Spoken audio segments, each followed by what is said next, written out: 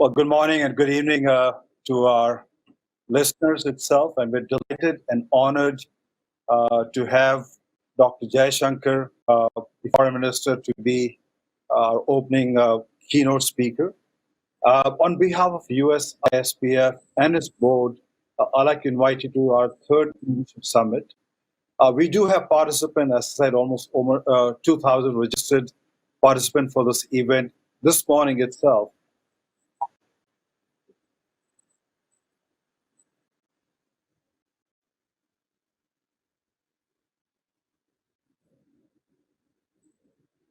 Can you hear me? I can hear you fine. Okay. All right.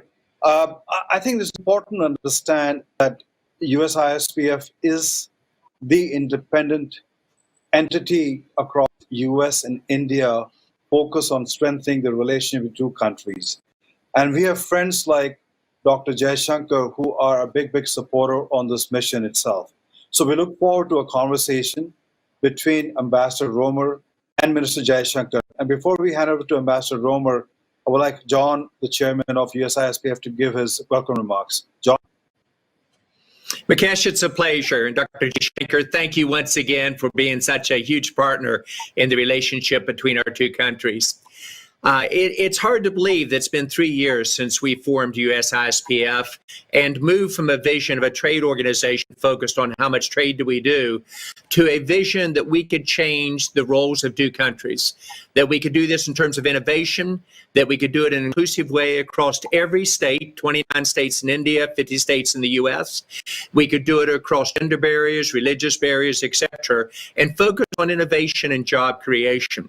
We set a goal many people said would be unattainable, and yet I would argue we made huge progress, and we would be the model for how countries work together, but business and government, the citizens, to impact everyone on an equal basis. Truly a win-win relationship.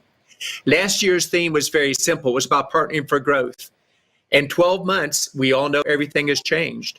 Now our theme is about navigating through new challenges.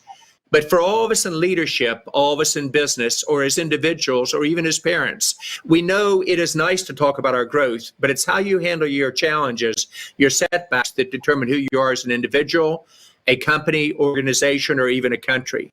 So we are changing with tremendous speed, and we've evolved from a trade organization to, I would argue, an enabler between groups in a way that has never been done before, and a model for others to follow. Mukesh, Gaurav, the whole USISPF team, I want to thank you for your leadership in just 3 short years, how far we've come. In startup terms, we've moved from a angel investment round to a unicorn and an IPO shortly. This last year, we've expanded to over 300 members. You all did 110 events already this year, 75 of them virtually, 35 physically in terms of the direction. And if you watch together, each of us have focused on the currency of the organization, currency of how our leaders interface back and forth, both business and government, with the citizens in each country. And currency is nothing more, in my opinion, than the track record, nothing more than the relationships and the trust. And when you watch the trust among our leaders and you think about it and you begin to see individuals like the Foreign Minister, Dr. Jaishankar, who's been on both the political and on the business side, Vice President Pence that will be broadcasting shortly from the White House. You begin to see the Prime Minister's office in India. You begin to see the commerce departments from both countries involved in these sessions, the Finance Minister from India, the multiple members from the U.S. State Department, and you realize what we could do together. And we've done a tremendous job. I would actually argue that we can do so much more. And while the theme is around peace and stability and prosperity, our ability over the next 4 days to focus on defense, the economic relationships, the education, and just using it as an example, in the U.S., where a decade ago there were about 80,000 students in the U.S. from India. Now there are over 200,000. The India diaspora here in the U.S. is now over 4 million. The ability to bring innovation and true job creation to both countries through startups, and to have the courage to make the fundamental change in technology around 5G, artificial intelligence, the Internet of Things, and addressing the healthcare issues as well at the same time. a complex challenge, but I would argue without organizations like this, you can't achieve these type of goals. I'm going to challenge us to continue to dream what's possible together and to go for it and realize that there'll be setbacks along the way. So I want to thank all the 2,000 to 3,000 people who are joining us this morning and throughout the week. I want to congratulate the leadership of USISPF, just in terms of the tremendous job Mukesh, you and the team have done. But I don't want to rest on our successes. I want to challenge us to say we can do so much more. I think we're just getting started. And with the terrible challenges of navigating these new areas such as COVID, et cetera, you're suddenly seeing organizations move with the speed and use and embodiment of technology that has not been there before. So as we focus on these new challenges, let's dream together how we can change it. We won't always agree, but if we're able to get the issues out on the table and say, how do we solve those that are manageable, that will be the future. And as you start today's session, I'm going to ask each of you to write down what you think we should look like between our two countries 5 years from now, and say, how do we have the courage to take the business and political risks to get us there in a way that is inclusive for all of our people. So with that, Mukesh, I want to thank you. I'm going to turn it back to my friend Marc Allen, back to the general session.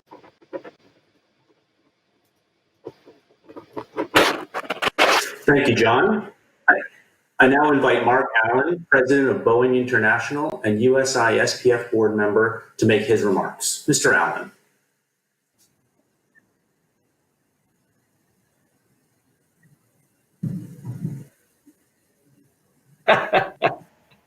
Always a friend.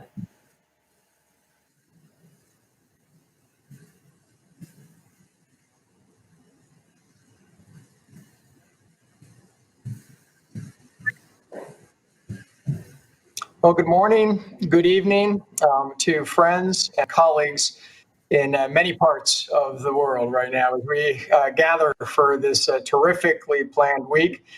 Thank you, Mukesh and John, for all the hard work that's gone into it, for your opening remarks. It's a real pleasure to be able to welcome next to the discussion, our opening discussion for the week, Minister Jaishankar, who's a dear friend to so many on this strategic partnership forum. As a scene setter, before we get in, U.S.-India relations have been growing stronger and stronger over years, and in large part driven by this incredible increase in convergence of interests, geopolitical interests, business interests, trade interests. We've long talked about the shared democratic values and the emphasis on rules-based order that's shared between our two nations. And of course, now more and more that value of the stable and peaceful Indo-Pacific is seen and felt between the countries. And I think it's fair to say that now it feels like there's an imperative to relationship growth. We are in unprecedented times.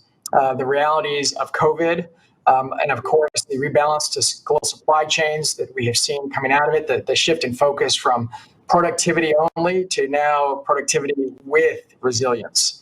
And I think that creates some very unique opportunities, and it'll be wonderful to hear in the conversation between Ambassador Tim Roemer and Minister Jaishankar what those opportunities might be and how we in the Partnership Forum can work together to help enhance and enlarge them. Clearly, India offers a wealth of productivity and growth opportunities for both Indian and U.S. companies.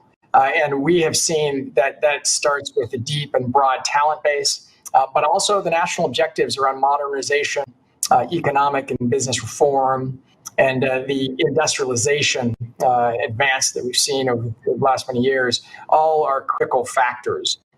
They are more and more, however, supported by alliances, by partnerships, by technical collaborations between businesses, Indian and U.S. businesses working together.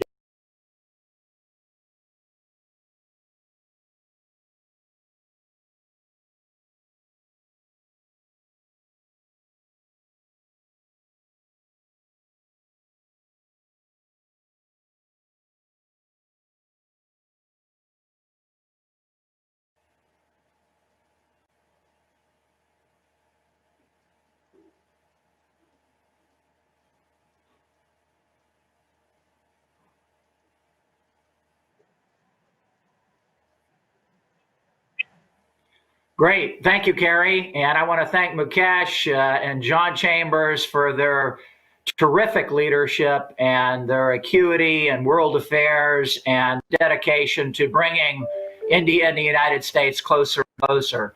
I couldn't be with a more close and dearest friend, Minister Jaishankar, the Honorable Jaishankar. I think I saw you, Jay, a few months before COVID hit in your office in India, and we talked about many issues, some of which we'll try to discuss this morning. I am hopeful that I can get 8 or 9 questions in with your always very sharp answers and maybe briefer than they usually are, so that our listeners can hear as much of you as possible. And I look forward to the next 20 minutes or so to talk to you and understand more about India's foreign policy, their place on the stage in world affairs, and the strategy that's going to guide you going forward. My first question, Jay, and again, it's great to see you. I'm very excited to have you on screen. In your brand new book, which comes out in a few days, called The India Way, you reflect on the transformations going on in the world and the rapid change. You specifically talk about what this means for India, and you say it requires a bolder, non-reciprocal relationship with your neighbors and a larger global footprint. This sounds like a strategy, Jay. How are you executing on this? And how are you looking forward to the sales of your book coming up? Okay. No. Huh? No, I'm not getting sound.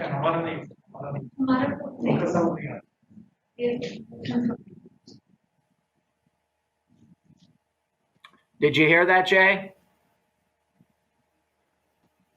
Carrie, if you can connect us, we were connected very well. We had a nice discussion in the green room and we were talking back and forth. But now when we've gone live, it seems like the minister can't hear. Okay. Sorry, Tim, I lost you a little bit in there. So if you can just sum it up for me, my apologies, but we had a bit of a glitch somewhere. No problem, Jay. The question is about your pending new book, The India Way, and you talk about all the transformation and change in the world. You talk about how this requires a bolder, non-reciprocal relationship with your neighbors and a bigger footprint for India in the world. This sounds like a strategy. Right. How are you executing on this strategy?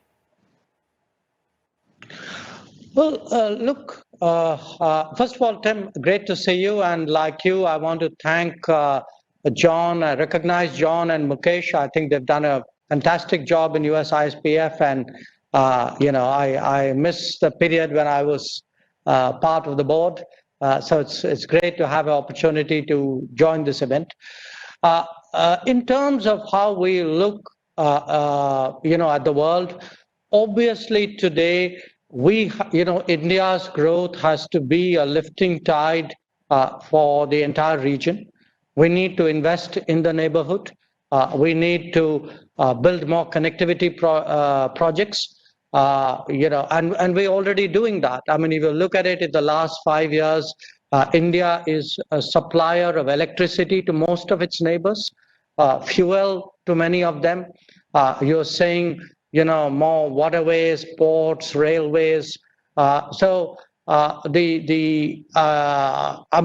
a lot of regional investment which India is making today. And our sense is you're going to get a much better integrated region, a much more connected region. But one needs to go beyond that. I think today there's a very ambitious India-Africa policy out there. We are trying to, we are opening missions and embassies in almost all the countries, expanding our projects, doing more business out there. Of course, with the more developed world, with the established markets, again, we've been very, very supportive of greater business activity. So when I speak of a larger Indian global footprint, I just don't mean a diplomatic footprint. We also are looking at an economic footprint, a technology footprint, in some ways a security footprint. That's the kind of relationship we think we should be heading for. So along these lines, and I want to get to about 7 or 8 questions following this one for our listeners and followers, especially in the business community. We have about 149 billion now currently going on in two-way trade between the United States and India, Jay, as you know. And many people on this call are interested in building a mutually beneficial relationship. What are some of the things people on this call can do to help get over some of the hurdles and obstacles that are currently in the path of a more conducive economic relationship for both sides? Well, I think from the Indian side, obviously we see the path of recovery, of economic recovery after Corona as very much focused on improving ease of doing business, of actually looking at the specific problems which companies have. So you're going to see a much stronger G2B sort of approach to that particular domain. You have already, you're already seeing policies which are promotional of greater business energies. You've seen on the electronic hardware side, production-linked incentive policies. You've seen on the agriculture side, freeing up the market for farmers in a much better way. I think you're going to get many more policies which would attract, which would incentivize investment and working together. But shifting gears, I'd say, there are 2 big lessons out of the Corona period. One, it's actually made us all very much more digital, including the fact that I'm talking to you in the way in which I am, in our daily habits in different ways. It's also brought out the importance of resilient and trusted supply chains that, we need in the world today partners who can be depended on even in difficulties. So I think those are very important drivers of future business between us. Today we have, I think, a level of political trust between India and the United States which we didn't in the past. It's expanded to different domains. We've seen the defense landscape transform. We've seen an energy business come out of nowhere. My sense is today, all of that, how do we use that to really build more comfort and confidence on the business side? I see that happening in the next year or 2. That's great to hear, and I agree with you that defense relationship can pave the way for maybe some breakthroughs on the commercial side as well, too. So as we talk about this defense relationship, Mr. Minister, the U.S. are growing closer and closer all the time. When officials meet, hopefully in person, for the 3rd Indo-U.S. 2+2 meeting late October, these talks are going to cover many important things, probably tensions with China, air and missile defense systems, anti-submarine warfare, the Indo-Pacific. Broader cooperation could consist of, talking about the Quads and expanding the Quads. We also could have a breakthrough on one more of the foundational agreements, something I worked on a few years ago, trying to get all 3 of those done. We could get to the last one. How do you think this is going to go in October between India and the United States? Do you think we're going to have a series of continued deepening of the ties, and where specifically do you see that? Tim, listening to you, I felt that for a few moments that you almost had the agenda of the meeting, or at least you were trying to set it. First time in my life I've been right, Jay. I'd say this, what we have seen, over the last many years is a much stronger sort of convergence of interests, a much greater ability to work together. So we've seen that initially begin with policy, then it moved on to exercises, then there were, there was defense trade. Today there are American platforms which are in the Indian military inventory. So when you have policy exercises, equipment, all coming together, then obviously the convergence is certainly on this defense and security side deepen. Now, we look upon it not as something which is tailored to a particular situation or necessarily focused on some country. This is not a short-term issue. It is a larger ability of India and the United States coming together, looking at the world and saying, what do? We think alike in so many ways. Our interests are so similar in so many domains. So what do we do to actually secure the world, make it, a better place? So I'm not sure I would put it quite in the terms in which you put it. I mean, to me, this is a very important and integral part of a larger India-US, and in a sense, a larger world situation that is coming into being. I think the United States is looking at, a country like India, which is outside, which has never been in any alliance situation, with a much more open mind than it used to in the past. And India, too, on its part, is actually looking at, countries with whom clearly there are strong identity of interests and seeing how. So we've both become much more pragmatic, perhaps, than we have in the past. I think it reflects our understanding of this changed landscape that we are living in. So along those lines, I agree with you completely that we've had so many breakthroughs with defense platforms, with agreements on the Indo-Pacific, with our sharing convergent views of an aggressive China. However, as usual, there's usually something that pops up that causes the diplomatic community, the gifted people like you, sleepless nights to work through.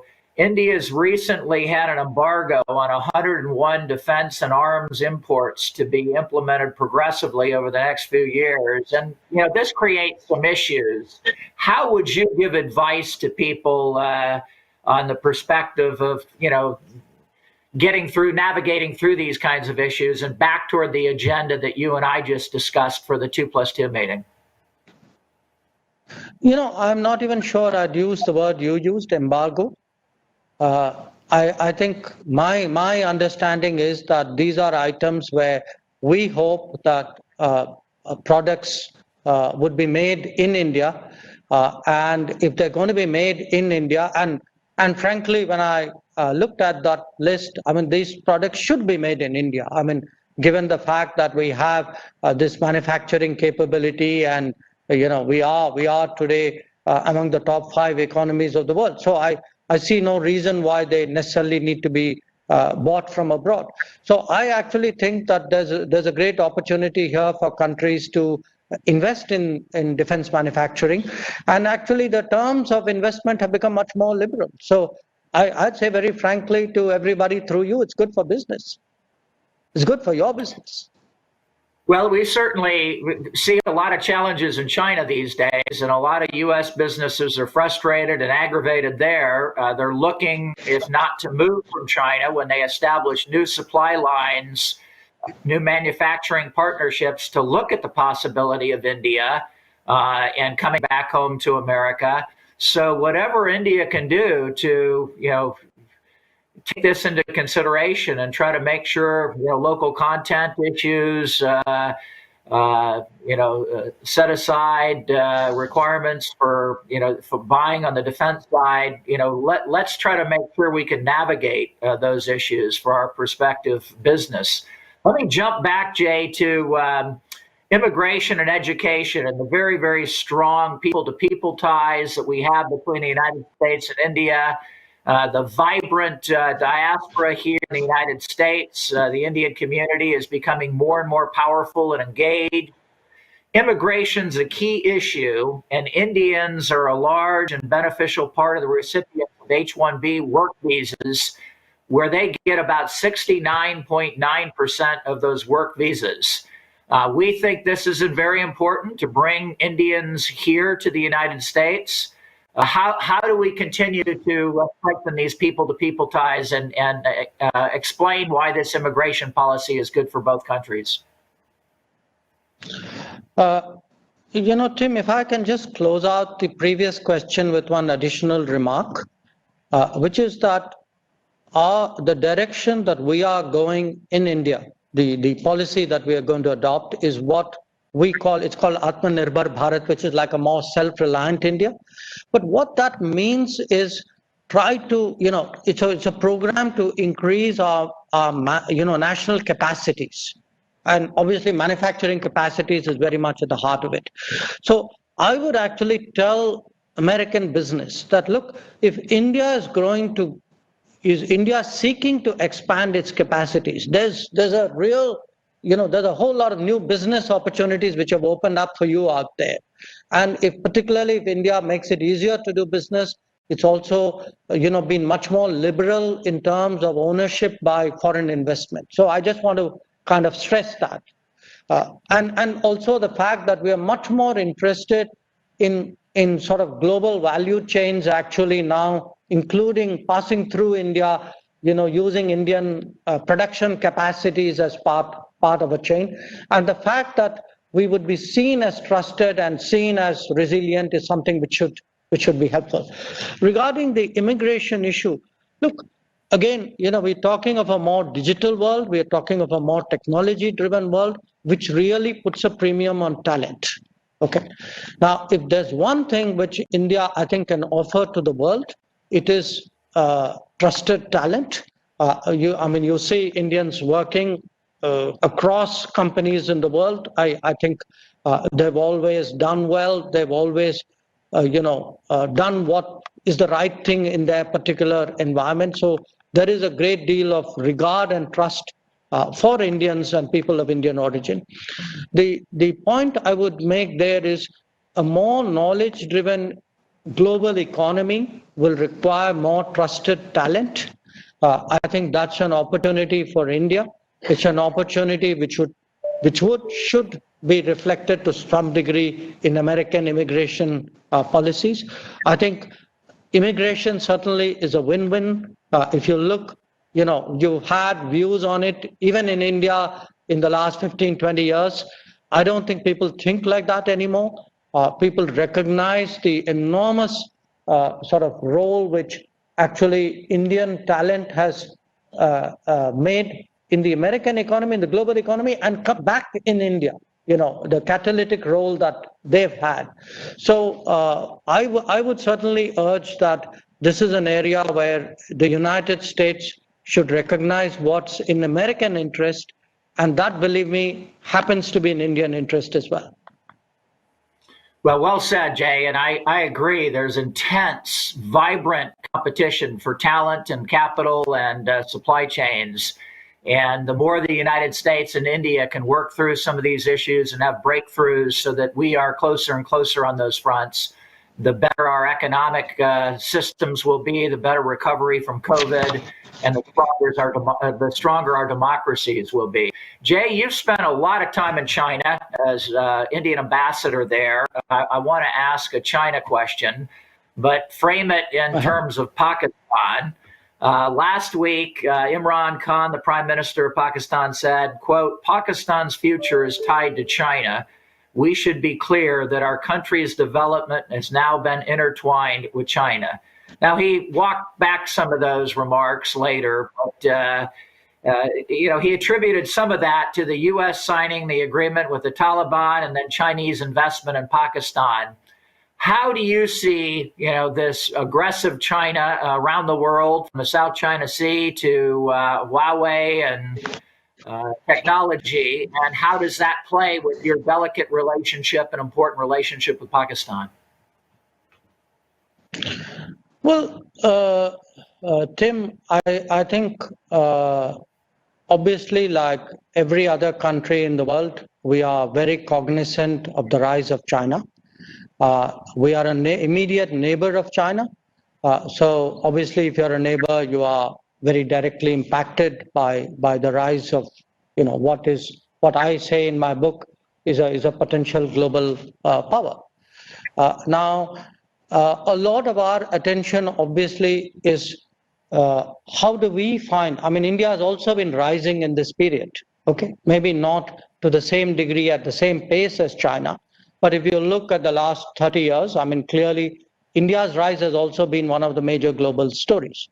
So if you have two countries, two societies, 1 billion people each, with the history and culture that they have, it's very important that they reach some kind of understanding or equilibrium between them. This is a practical world. I mean, if a country is going to get more powerful, we're going to see its influence in areas, in geographies we have not seen before. We're going to see activities and capabilities that we have not seen before. Now, we will see that from China, and I dare say in some areas they will see it of us. So how do we, this modus vivendi between India and China, I actually say in my book that this is extremely consequential for both countries and actually for the rest of the world. Now, as regards, China's relationship with Pakistan, it is not something that is new. It goes back actually to the early 60s. Aspects of it have been of concern to us before. Even that is not new. Obviously, that is something which we factor in our relationship with both countries. Let me sum up here, Jay, and ask you one final question. You can spend a minute on it or as long as you'd like. How do you see America today from a military power, soft power, and prestige perspective? Are they able to execute and achieve things from a strategic viewpoint in the world today? How do you view America from that perspective?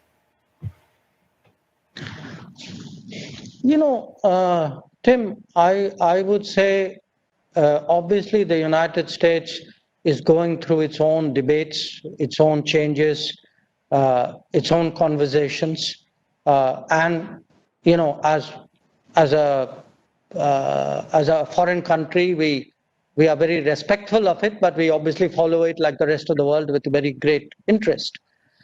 The point I would make, which I do make with people in India, is look, to a large extent, these are your conversations, even if they impact the world. But we Indians should be comforted by the fact that over many administrations of both Democratic and Republican, our relationship has steadily grown.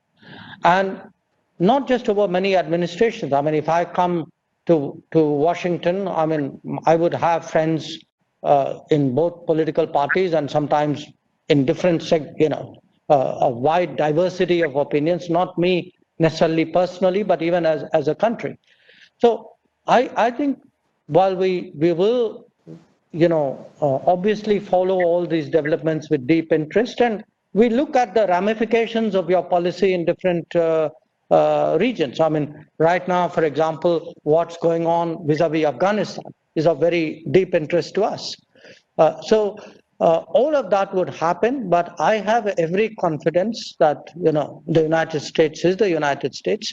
And in many ways, you have a remarkable sort of sense of resilience and I would say in many ways, your footprint, the linkages you have with the world are really very, very unique. And as an Indian foreign minister, I am very assured by the fact that my relationship with the United States is in a very strong position. That's great to hear. Well, you, as always, Jay, have been succinct and brilliant in your answers. It's so good to see you. I hope we can get together soon. I want to say thank you on behalf of John Chambers and Mukesh Aghi and all the businesses with our partnership, trying to work on deepening and improving U.S.-India relations. I think it's the most important relationship, especially between two democracies going forward. And I also, on a personal accord, Jay, want to just say how fortunate the people of India are to have somebody of your talent and dedication and public service, from somebody who has served in the United States and in China and around the world, and now as external affairs minister. I was hopeful that your son would follow in your path and go into public service, but he's going to be doing well in the private sector where I work at APCO Worldwide. We work on technology all the time, so I wish him well. And my friend, I hope to see you in person soon. Thank you for your time this evening and this morning, and I look forward to your success coming up with the 2+2. Thank you. Thank you. It's a pleasure. Take care. Good to see you. You too.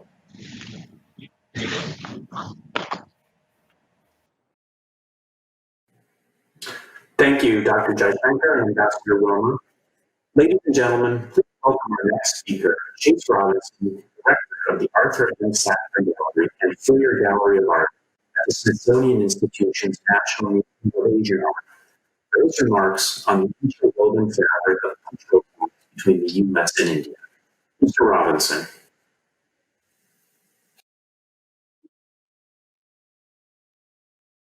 Good morning, good afternoon, and good evening. As director of the museum, I'm deeply honored to be cultural partner of the U.S.-India Strategic Partnership Forum's U.S.-India Week 2020. I'd like to thank Mukesh for his support. And I thank you for giving me 3 or 4 minutes of your time at the beginning or perhaps the end of a busy day and week. The most beautiful place I've ever seen. That's how our founder, Charles Lang Freer, described Udaipur in 1896. Freer was a self-taught businessman. He made his fortune in Detroit in railroad car manufacturing as America was industrializing. Fortune in hand, he retired early and devoted himself to studying, traveling, and collecting art. The museum that I have the privilege of directing is the product of a partnership between private philanthropy and public resolve. In 1923, the Freer Gallery of Art opened, featuring Freer's collection. The first art museum on the National Mall, it reflected then, as it does now, the nation's commitment to the appreciation and understanding of Asian and Indian culture. Together with the Arthur M. Sackler Gallery, which was added in 1987, the Freer and the Sackler now safeguard one of the world's finest collections of Asian art, some 44,000 objects that range from across the geography and history of Asia, from North Africa to Japan. Our South Asian collections illuminate the diverse traditions of Hinduism, Jainism, Buddhism, and Islam, as well as, of course, the secular arts. They speak to important contemporary issues, highlighting religious and artistic traditions, tracing long-distance trade networks, and featuring innovative cultural forms. For example, The Great Goddess Devi was a magnificent exhibition which featured 120 pieces of art produced over 2,500 years. The first major show dedicated to the Hindu goddess, it was the first at our museum to combine historical and contemporary art. Not only that, we're also committed to improving the public understanding of arts and culture through a broad portfolio of events. Just last year, in association with the Embassy of India, we celebrated the 5th International Day of Yoga and the 150th anniversary of Gandhi's birth. We organized an Indian food festival and a program of performances, all enjoyed by thousands of yoga lovers, food connoisseurs, ambassadors, officials, and representatives from Congress, the World Bank, universities, and think tanks. The future is just as compelling. For 2022, we're planning a groundbreaking exhibition on monumental paintings from 18th and 19th century Udaipur. It will introduce visitors from around the world to works that have never been exhibited outside of the city. May of 2023 will mark our 100th birthday. As much as we'll be celebrating our first century, which in many respects was an American century, we'll be concentrating on our second century, a century of globalization driven in just as many ways by India. We're keen to enter into partnerships and collaboration that raise India's profile, improve relations between India and America, and educate and inform our millions of physical and digital visitors about India's extraordinary arts and culture. In the coming weeks, we'll send you an exclusive invitation to experience our museum through virtual programming. Please look out for it. Thank you so very much for your time. We look forward to welcoming you to the National Museum of Asian Art. Have a wonderful day.